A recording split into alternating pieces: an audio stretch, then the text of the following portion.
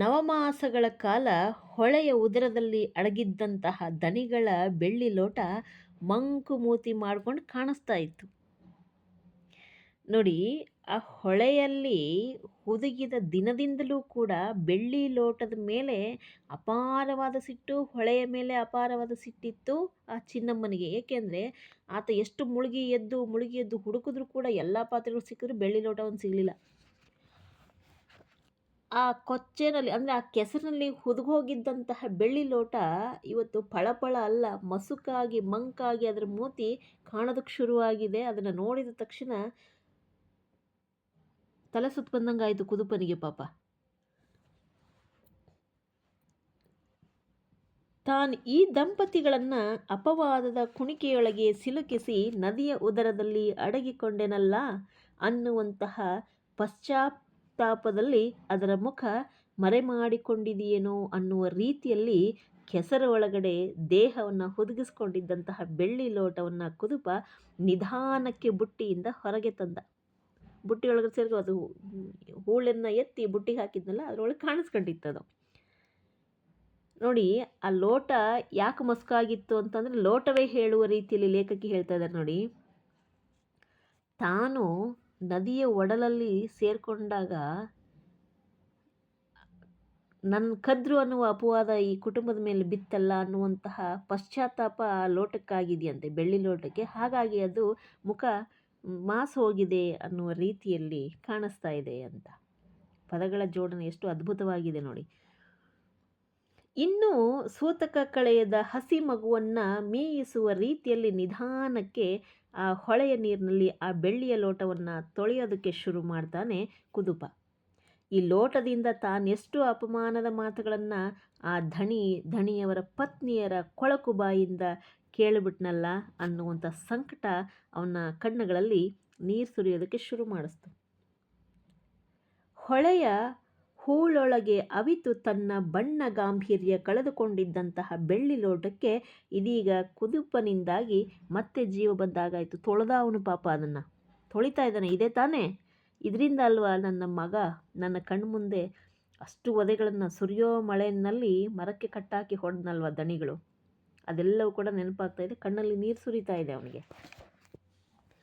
ತೋಟದ ಅಂಚಿನ ನೆರಳಲ್ಲಿ ಕುಳಿತು ಒಕ್ಕಲ ಮಕ್ಕಳ ಬೆವರ ಧಾರೆಯನ್ನೇ ದಿಟ್ಟಿಸ್ತಾ ಕೂತಿದ್ದಂತಹ ದಣಿಗಳಿಗೂ ಕೂಡ ಬೆಳ್ಳಿ ಲೋಟ ಕಣ್ಣಿಗೆ ಬಿದ್ದ ಹಾಗೆ ಆಯಿತು.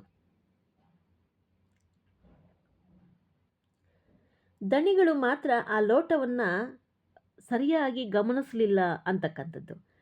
ಅವರು ಚಿನ್ನಮ್ಮನ ಹಣೆಯಿಂದ ಕುಂಕುಮದೊಂದಿಗೆ ಕೆಳಗಿಳಿತಾ ಇದ್ದಂತಹ ಬೆವರಿನ ದಾರಿಯನ್ನು ಮಾತ್ರ ಗಮನಿಸ್ತಾ ಇದ್ದ. ದುಡಿಮೆಯನ್ನು, ಕೆಲಸ ಕೊಡೋರಷ್ಟೇ ತಾನೆ, ಸಂಬಳ ಕೊಡ್ತಾರೋ ಇಲ್ವೋ, ಪುಕ್ಸಟ್ಟೆ ದುಡಿಯೋ ಆಳು ಸಿಕ್ಕರೆ ಅವ್ರಿಗೆ ಯಾಕೆ ಬೇಕು ಚಿಂತೆ, ಅವ್ರ ಬೆವರು ಸುರಿಯುತ್ತಾ ರಕ್ತ ಸುರಿಯುತ್ತಾ ಅನ್ನುವಂಥದ್ದು. ಹಾಗಾಗಿ ಅವನಿಗೆ ಅವ್ರ ಕೈಲೇನಿದೆ, ಅವ್ರು ಏನು ಮಾಡ್ತಿದ್ದಾರೆ ಅನ್ನೋದಕ್ಕಿಂತ ಅವ್ರು ಎಷ್ಟು ಬೆವರು ಸುರಿಸಿ ದುಡಿತಾ ಇದ್ದಾರೆ ಪುಕ್ಸಟ್ಟೆ ನಮ್ಮ ಜಮೀನಲ್ಲಿ ಅನ್ನೋದೊಂದೇ ಬೇಕಾಗಿತ್ತು ದಣಿಗಳಿಗೆ. ಆದರೆ ಬೆಳ್ಳಿ ಲೋಟ ದಣಿಗಳನ್ನು ನೋಡ್ತು ಅಂತ.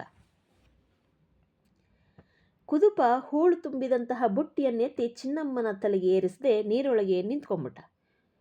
ಕೂತು ಕಾಲ ಕಳೆಯುವ ಇನ್ನೇನೋ ಮಸಲತ್ತು ನಡೆಸ್ತಾ ಇರುವುದನ್ನು ಕಂಡಂತಹ ದಣಿಗಳು ಮತ್ತೆ ಸಿಟ್ಟಾದರು. ಆದರೂ ಕೂಡ ಇದೇನೋ ಹೊಸ ಮಸಲತ್ತಿರಬೇಕು ಅಂಥೇಳಿ ಕಣ್ಣನ್ನು ಚಿಕ್ಕದು ಮಾಡಿಕೊಂಡು ಆತನನ್ನೇ ನೋಡ್ತಾ ಇದ್ದರು. ಕುದುಪ ಯಾವುದೋ ಒಂದು ಕುಲಗೆಟ್ಟ ಲೋಟವನ್ನು ನೀರೊಳಗೆ ಅದ್ದಿ ತೆಗೆದು ಮಣಗಟ್ಲೆ ಕೊಳೆಗಟ್ಟಿದ್ದಂತಹ ತನ್ನ ಎಲೆ ವಸ್ತ್ರದಲ್ಲಿ ಒರೆಸಿ ಚಿನ್ನಮ್ಮನ ಕೈಗೆ ಕೊಡುವುದನ್ನು ದಣಿಗಳು ಮೌನವಾಗಿಯೇ ದಿಟ್ಟಿಸ್ತಾ ಇದ್ರು, ನೋಡ್ತಾ ಇದ್ರು, ಗಮನಿಸ್ತಾ ಇದ್ರು. ಮಾನ್ಗೆಟ್ಟ ಈ ಹುಚ್ಚು ಹೊಳೆ ಯಾವುದೋ ಮಳೆಗಾಲದಲ್ಲಿ ಯಾರದ್ದೋ ಮನೆ ಮಠ ಮುಳುಗಿಸಿ ಹೊತ್ತು ತಂದಿರುವಂತಹ ಲೋಟ ಇರಬೇಕದು ಅಂತ ಹೇಳಿ ಯೋಚಿಸಿದಂತಹ ದಣಿಗಳು ತಮ್ಮ ಮನೆಯ ಲೋಟ ಅದು ಅಂತ ಅವ್ರಿಗೆ ಅನ್ನಿಸ್ಲಿಲ್ಲ. ಆ ಹಾಳು ಲೋಟದ ಜಗತ್ತಲ್ಲೇ ಮುಳುಗಿ ಹೋದ ಗಂಡ ಹೆಂಡಿರ ಚಲನವಲನಗಳನ್ನು ಕಿರಿದು ಮಾಡಿದಂಥ ಕಣ್ಣುಗಳಿಂದ ಮತ್ತಷ್ಟು ಗಮನಿಸೋದಕ್ಕೆ ಶುರು ಮಾಡಿದ್ರು. ನಿಧಾನಕ್ಕೆ ಕೂತಲಿಂದ ಎದ್ದು ಬಂದರು. ಹಾಗೆ ಸದ್ದಿಲ್ಲದೆ ಬಂದ ದಣಿಗಳು ನೆರಳಲ್ಲೇ ನಿಂತು ತನ್ನೆದುರು ನಡೆಯುತ್ತಿದ್ದ ವ್ಯಾಪಾರವನ್ನು ಕಿರುಗಣ್ಣಿನಿಂದ ಗಮನಿಸ್ತಾ ಇದ್ದಂತೆ ಅವರ ಎದೆ ಬಡಿತದ ಲಯ ತಪ್ಪೋದಕ್ಕೆ ಶುರುವಾಯಿತು. ಅವರ ಒಡಲ ಸಮಸ್ತ ವ್ಯವಹಾರಗಳು ಒಂದರೆಗಳಿಗೆ ಸ್ತಬ್ಧಗೊಂಡ ಹಾಗಾಯಿತು ದಣಿಗಳಿಗೆ. ಚಿನ್ನಮ್ಮ ತನ್ನ ಕೈಯಲ್ಲಿದ್ದಂಥ ಲೋಟ ತಿರುಗಿಸ್ತಾ ಇದ್ದ ಹಾಗೆ ಅವರನ್ನೇ ಆಕೆ ತಿರುಗಿಸಿದ ಹಾಗಾಯಿತು. ಕಂಠದಲ್ಲಿ ಬಳ್ಳಿ ಬಿಟ್ಟ ಆ ಬೆಳ್ಳಿ ಲೋಟ ದಣಿಯವರಿಗೆ ನಿಧಾನಕ್ಕೆ ತನ್ನ ಪರಿಚಯವನ್ನು ಮಾಡಿಸ್ತಾ ಹೋಯಿತು. ಹೌದು, ಏಕೆಂದರೆ ಅವರಿಗೆ ದಿನ ಅದರಲ್ಲೇ ಹಾಲು ಕುಡಿತಾ ಇದ್ದಿದ್ದು ರೂಢಿ ಇದ್ದದ್ದು, ಅದನ್ನು ನೋಡಿದ್ರು ಅವರು. ಅದರ ಒಂದು ಮಾಟ ಆಗಿರ್ಬೋದು, ಅದ್ರ ಮೇಲಿದ್ದಂಥ ಕುಸರಿ ಕೆಲಸ ಅವ್ರಿಗೆ ಪರಿಚಿತವಾಗಿದ್ದರಿಂದ ಈಗ ಅವ್ರಿಗನ್ನಿಸ್ತು, ಓ ಇದು ನಮ್ಮ ಮನೆಯ ಬೆಳ್ಳಿ ಲೋಟ ಅಲ್ವೇ ಅಂತ. ಅಂದರೆ ಅವ್ರು ಕದ್ದಿಲ್ಲ ಅಂದಾಗಲೂ ಕೂಡ ಒಪ್ಪದಲ್ಲೇ ಹೊಡೆದಿದ್ರಲ್ಲ, ಹಾಗಾಗಿ ಅವ್ರಿಗೆ ತಮ್ಮ ಬಗ್ಗೆ ತಮಗೆ ಏನೋ ತಪ್ಪಿತಸ್ಥ ಭಾವ. ಆದರೆ ಒಪ್ಪೋದಿಲ್ಲ ಬಿಡಿ, ಅವ್ರು ಮಾಡಿದ್ದೇ ಸರಿ ಅನ್ನುವ ರೀತಿಯಲ್ಲಿ ಇರುತ್ತೆ. ಅದು ವ್ಯವಹಾರಗಳು ಅವ್ರದ್ದು ಹಾಗೆ ಇರುತ್ತೆ. ಹೌದು, ಅದೇ ಬೆಳ್ಳಿ ಲೋಟ. ಅದರ ಕಂಠ 7 ಎಸಳುಗಳ ದೊಡ್ಡ ಹೂವಿನ ಹಾಗಿತ್ತು. ದಣಿಗಳಿಗೆ ಲೋಟದ ಪರಿಚಯ ಸಂಪೂರ್ಣವಾಗಾಯಿತು ಈಗ. ಎಷ್ಟೆಂದರೂ ಕಳೆದ 40 ವಸಂತಗಳಿಂದ ಆ ಬೆಳ್ಳಿ ಲೋಟ ಧಣಿಗಳ ಒಡನಾಟದಲ್ಲಿ ಇತ್ತಲ್ವಾ. ಧಣಿಗಳ ದಾಂಪತ್ಯ ಜೀವನದ ಎಲ್ಲ ಪ್ರಮುಖ ಹಂತಗಳಲ್ಲೂ ಅದು ಮೋಕ ಸಾಕ್ಷಿಯಾಗಿತ್ತಲ್ಲವೇ. ಹಾಗಾಗಿನೇ ಅದರ ಪರಿಚಯ ಈಗ ಸಂಪೂರ್ಣವಾಗಿ ಆಯಿತು. ಕುದುಪ ಮತ್ತು ಚಿನ್ನಮ್ಮ ಆ ಕೆಸರಲ್ಲಿ ನಿಂತ್ಕೊಂಡು ಕೂತ್ಕೊಂಡು ಆ ಬೆಳ್ಳಿ ಲೋಟವನ್ನು ಪರೀಕ್ಷಿಸ್ತಾ ಇದ್ದದ್ದು ಇವ್ರದ್ದೇ ಅದು ಅನ್ನೋದು ಅರ್ಥ ಆಯಿತು. ಧಣಿಗಳು ಆ ಬೆಳ್ಳಿ ಲೋಟವನ್ನೇ ದಿಟ್ಟಿಸ್ತಾ ಇದ್ರು. ಚಿನ್ನಮ್ಮಳು ಕೂಡ ಲೋಟವನ್ನು ಹಾಗೆ ತಿರುಗಿಸಿ ನೋಡ್ತಲೇ ಅದರ ಪರಿಚಯ ಮಾಡ್ಕೊಳ್ತಾ ಇದ್ಲು. ಆಕೆಯು ಆ ಬೆಳ್ಳಿ ಲೋಟವನ್ನು ಅದೆಷ್ಟು ಬಾರಿ ನೊರೆಕಾಯಿಂದ ಮೀಯಿಸಿಲ್ಲ. ಹಾಗೆ ಮೀಯಿಸುವಾಗಲೆಲ್ಲ ಅದರ ಮೈ ಮೇಲೆ ಬಿಟ್ಟಿರುವ ಬಳ್ಳಿಯ ಚಂದವನ್ನು ಅದೆಷ್ಟು ಬಾರಿ ಧಣಿಪತ್ನಿಯವರಲ್ಲಿ ಹೊಗಳಿರಲಿಲ್ಲ. ಹೌದು, ಅದೇ ಕಂಠದಲ್ಲೆಲ್ಲ ಬಳ್ಳಿ ಬಿಟ್ಟ ಚಂದದ ಲೋಟ ಬೆಳ್ಳಿ ಲೋಟ. ಚಿನ್ನಮ್ಮನಿಗೆ ಆ ಲೋಟವನ್ನು ಅದೆಷ್ಟು ನೋಡಿದರೂ ಸಾಲದು. ದಣಿಗಳಿಗೆ ಕಾಣುವಂತೆ ಎತ್ತರಿಸಿ ಹಿಡಿದು ನೋಡಿಯೇ ನೋಡಲು ಆ ಬೆಳ್ಳಿ ಲೋಟವನ್ನು ಚಿನ್ನಮ್ಮ. ಕುದುಪನು ಆ ಬೆಳ್ಳಿ ಲೋಟವನ್ನೇ ಗಮನಿಸ್ತಾ ಇದ್ದ. ಆತನಿಗಂತೂ ಆ ಲೋಟದ ದರ್ಶನವಾದೊಡನೆ ಬಿಸಿಲಿನಿಂದ ಜೀವ ಕಳೆದುಕೊಂಡಂತಿದ್ದಂತಹ ದೇಹಕ್ಕೆ ಮತ್ತಷ್ಟು ಹೊಸ ಚೈತನ್ಯ ಬಂದಾಗಾಯಿತು. ಸದ್ಯ ಕಳ್ಳರಲ್ಲ ಅನ್ನುವ ಅಪವಾದನೆ ತಪ್ಪಿಸ್ಕೊಂಡ್ರೆ ಸಾಕಿತ್ತಲ್ಲ ಪಾಪ ಅವನಿಗೆ. ಅದು ಸಾಕ್ಷಿ ಸಿಕ್ತಲ್ಲ ಕಳೆದೋಗಿದ್ದಕ್ಕೆ. ಆ ಖುಷಿಯಲ್ಲಿ ಆತ ಇದ್ದ. ನೆತ್ತಿ ಮೇಲೆ ಬಿಸಿಲು ಕಾರ್ತಾ ಇದ್ದಂಥ ಸೂರ್ಯ ಇನ್ನಷ್ಟು ಬೇಕಿದ್ರೂ ಕಾರ್ಲಿ ಅನ್ನುವಂಥ ಉಡಾಪೆಯು ಆತನಲ್ಲಿ ಮೈ ತಳೆದು ಬಂದ ರೀತಿಯಲ್ಲಿ ಚೈತನ್ಯ ತುಂಬಿಕೊಂಡಿತ್ತು. ನೋಡಿ, ಬಡವರಾದರೂ ಕೂಡ ಸುಳ್ಳು ಸುಳ್ಳು ಆಪಾದನೆಗಳನ್ನು ಹೊತ್ಕೊಂಡು ಬದುಕೋದಕ್ಕೆ ಯಾರಿಗೂ ಕೂಡ ಸಾಧ್ಯ ಇಲ್ಲ ಅಂತ. ಆತ ಚಿನ್ನಮ್ಮನ ಕೈಲಿದ್ದಂತಹ ಬೆಳ್ಳಿ ಲೋಟವನ್ನೊಮ್ಮೆ ಧಣಿಯವರ ಪರಿಧಿಗೆ ಒಪ್ಪಿಸೋದಕ್ಕೆ ಕಾತರನಾಗಿ ಆ ಲೋಟ ಚಿನ್ನಮ್ಮನಿಂದ ತನ್ನ ಕೈಗೆ ಹಸ್ತಾಂತರಗೊಳ್ಳುವ ಕ್ಷಣಕ್ಕಾಗಿ ಕಾಯ್ತಾ ನಿಂತಿದ್ದ ಪಾಪ ಖುಷಿಯಾಗಿ.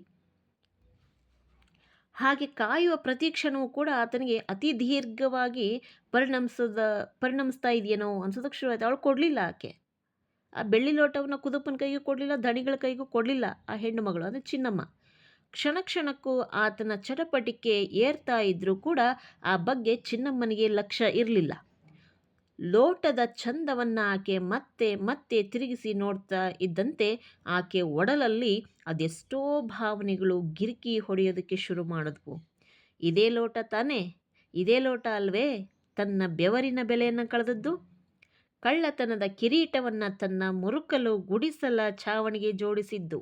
ಕಳ್ಳತನದ ಕಿರೀಟ ನೋಡಿ, ಗುಡಿಸಲಲ್ಲಿ ಬದುಕಿದ್ರೇನ್ರಿ ಮನುಷ್ಯನಿಗೆ ಸ್ವಾಭಿಮಾನ ಇರೋದಿಲ್ವಾ? ಅವಳಿಗೆ ಸಿಟ್ಟು ಶುರುವಾಯಿತು ಅದ್ರ ಮೇಲೆ. ಥೂ, ಬೆಳ್ಳಿಯದ್ದಾದರೇನಂತೆ, ಬುದ್ಧಿ ಮಣ್ಣಿಗಿಂತಲೂ ಬುರ್ನಾಸು, ಮೂರ್ಖಾಸಿನದ್ದು. ಪಟ್ಟದ ಮೇಲಿನ ಕತ್ತಿಗೆ ಚಟ್ಟದಲ್ಲಿರುವವನ ಮೇಲೆ ದಿಟ್ಟಿ ಎಂದಿಗೂ ಸಲ್ಲ. ಜಾತಿ ಹಾವಿಗೆ ಯಾಕೆ ಎರೆಹುಳದಂತೆ ಕೆಸರು ಕೆದಕುವ ಕೆಲಸ? ಈ ಬೆಳ್ಳಿ ಲೋಟದಿಂದಾಗಿ ತನ್ನ ಕುಟುಂಬ ಇದುವರೆಗೂ ಉಂಡ ನೋವು, ಅವಮಾನ, ಪಟ್ಟಪಾಡು, ಪರಿತಾಪಗಳೆಲ್ಲವೂ ಕೂಡ ಚಿನ್ನಮ್ಮನ ಚಿತ್ತದಿಂದ ದಿಗಿಣ ತೆಗೆದು ಮೇಲೆದ್ದು ಬಂದು ಆಕೆಯ ಯೋಚನಾ ಶಕ್ತಿಯ, ವಿವೇಚನಾ ಶಕ್ತಿಯನ್ನೇ ಕ್ಷಣಕಾಲ ಕಸಿದುಕೊಂಡವು. ಹೌದಲ್ವಾ? ಯಾರಿಗೆ ತಾನೇ ಸ್ವಾಭಿಮಾನಕ್ಕೆ ಪೆಟ್ಟು ಬಿದ್ದರೆ ಬದುಕಬೇಕು ಅನಿಸುತ್ತೆ? ಈ ರೀತಿಯಾಗಿ ಸಿಟ್ಟು ಅವಳಿಗೆ ತಡಿಲಿಕ್ಕಾಗಲಿಲ್ಲ. ಬೆಳ್ಳಿ ಲೋಟದ ಮೇಲೆ ಅಸಹ್ಯ ಹುಟ್ಕೊಳ್ಳೋದಕ್ಕೆ ಶುರುವಾಯಿತು ಅವಳಿಗೆ. ಜಿಗುಪ್ಸೆ ಬಂದ್ಬಿಡ್ತು. ಎಷ್ಟು ನೋವನ್ನು, ಎಷ್ಟು ಅವಮಾನವನ್ನು ಸಹಿಸ್ಕೊಳ್ಬೇಕಾಗಿತ್ತು. ಅದು ಸಿಕ್ಕಿದ್ದಕ್ಕೆ ಇವತ್ತು, ಸಿಗದೆಲ್ಲ ಇದ್ದಿದ್ದಿದ್ರೆ ಆಕೆ ಕೊನೆಯವರೆಗೂ ಕಳ್ಳಿಯಾಗಿ ಇರಬೇಕಾಗಿತ್ತಲ್ಲ ಎಲ್ಲರ ದೃಷ್ಟಿಯಲ್ಲಿ. ಒಡಲ ಪಿತ್ತ ಒಂದರೆ ಕ್ಷಣ ಕೆರಳಿದಂತಾಗಿ ಆ ಸಂಕಟ ಉಂಡ ಜೀವಕ್ಕೆ ಏನನಿಸಿತೋ ಆ ಕ್ಷಣಕ್ಕೆ ಗೊತ್ತಿಲ್ಲ. ಚಿನ್ನಮ್ಮ ಥಟ್ಟನೆ ಪೂರ್ವಾಭಿಮುಖವಾಗಿ ನಡೆಯೋದಕ್ಕೆ ಶುರು ಮಾಡಿದ್ಲು. ಏನು ಮಾಡ್ತಾಳೆ ನೋಡಿ ಮುಂದಕ್ಕೆ.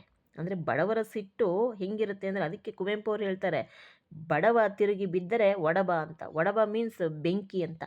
ಬಡವರು ತಿರುಗಿ ಬಿದ್ದರೆ ಬೆಂಕಿ ಹಾಗೆ ಸುಟ್ಟು ಬಿಡ್ತಾರೆ ಅನ್ನುವಂಥದ್ದು ಅದರ ಅರ್ಥ. ಪೂರ್ವಾಭಿಮುಖವಾಗಿ ನಡೆಯೋದಕ್ಕೆ ಶುರು ಮಾಡಿದ್ಲು. ಆ ಹೊಳೆಯಲ್ಲೇ 10 ಹೆಜ್ಜೆ ಹಾಕಿ 11ನೇ ಹೆಜ್ಜೆ ನಿಂತವಳು ಅತ್ತ ದೂರದಲ್ಲಿದ್ದ ಹೊಳೆಯ ಆಳ ಮಡುವತ್ತ ಬೆಳ್ಳಿ ಲೋಟವನ್ನು ಎಸೆದೇ ಬಿಟ್ಟಳು. ಎಸೆದು ಬಿಟ್ಲು ವಾಪಸ್ ಅದನ್ನು. ಕಂಠದಲ್ಲಿ ಬಳ್ಳಿ ಹೊತ್ತ ಆ ಬೆಳ್ಳಿ ಲೋಟ ತೋಟದಂಚಿನ ನೆರಳಲ್ಲಿ ನಿಂತು ತನ್ನನ್ನೇ ದಿಟ್ಟಿಸುತ್ತಿದ್ದ ದಣಿಯವರ ಮೋರೆಯ ಅಸಂಖ್ಯ ಭಾವನೆಗಳನ್ನು ಓದುತ್ತಾ ಆಳದ ಮಡುವಲ್ಲಿ ನಿಧಾನಕ್ಕೆ ಮುಳುಗಿ ಹೋಯಿತು. ಈಗೇನು ಮಾಡ್ಕೊಳ್ತೀರಿ? ಆ ಸಿಕ್ಕಿದ್ದಕ್ಕೆ ಅವಳು ತಪ್ಪಿತಸ್ಥಳು ಅಲ್ಲ ಅನ್ನೋದು ಆಯಿತು. ಆದರೆ ಅದು ಕಳೆದೋದಾಗ ಅವರು ಅನುಭವಿಸಿದ್ದಂತಹ ನೋವು ಯಾತನೆಗೆ ಯಾರು ಬೆಲೆ ಕಟ್ತಾರೆ? ಆ ಮಗುವನ್ನು ಕಟ್ಟಾಕಿ ಹೊಡೋದ್ರಲ್ಲ, ಆ ಕ್ಷಣಕ್ಕೆ ಅದರ ಬೆಲೆಯನ್ನು ಯಾರು ತರ್ತಾರೆ? ಅದು ಸಾಧ್ಯ ಇದೆಯಾ ವಾಪಸ್ ಕೊಡಲಿಕ್ಕೆ ಅದನ್ನು? ಹೆತ್ತ ಕರುಳು ಅನ್ನೋದು ಇದನ್ನೇ. ಚಿನ್ನಮ್ಮ ಹೊಳೆಯ ನೀರಲ್ಲೊಮ್ಮೆ ಸಂಪೂರ್ಣ ಮುಳುಗಿ ಮತ್ತೆ ಎದ್ದು ನಿಂತಳು. ನೆರಳಲ್ಲಿದ್ದಂತಹ ದಣಿಯವರು ತಾನು ಹೊದ್ಕೊಂಡಿದ್ದಂತಹ ಒಲ್ಲಿಯಿಂದ ಮುಖಕ್ಕೆ ಗಾಳಿಯನ್ನು ಬೀಸ್ಕೊಳ್ಳೋದಕ್ಕೆ ಶುರು ಮಾಡಿದ್ರು.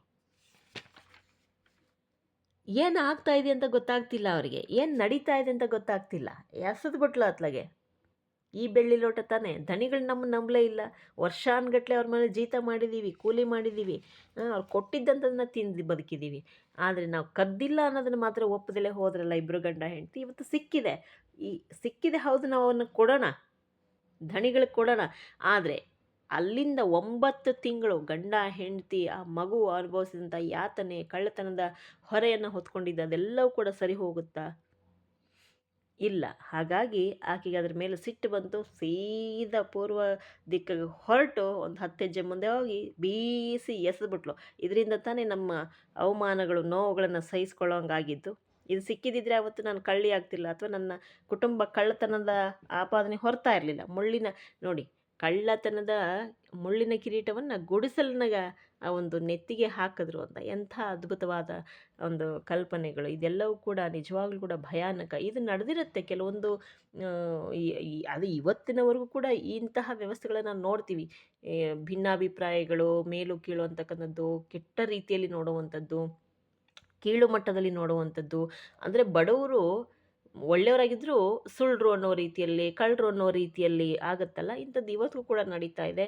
ಎಷ್ಟು ಅದ್ಭುತವಾಗಿ ಎಚ್ ನಾಗವೇಣಿಯವರು ಈ ಒಂದು ಕಥೆಯಲ್ಲಿ ಆ ಒಂದು ಕರಾವಳಿಯ ಸನ್ನಿವೇಶಗಳನ್ನು ರಸವತ್ತಾಗಿ ಕಟ್ಟಿಕೊಡೋ ಪ್ರಯತ್ನವನ್ನು ಮಾಡಿದ್ದಾರೆ. ಇದಿಷ್ಟು ಧಣಿಗಳ ಬೆಳ್ಳಿ ಲೋಟ ಅನ್ನುವಂಥ ಒಂದು ಪಠ್ಯದ ತಾತ್ಪರ್ಯ. ಧನ್ಯವಾದಗಳು.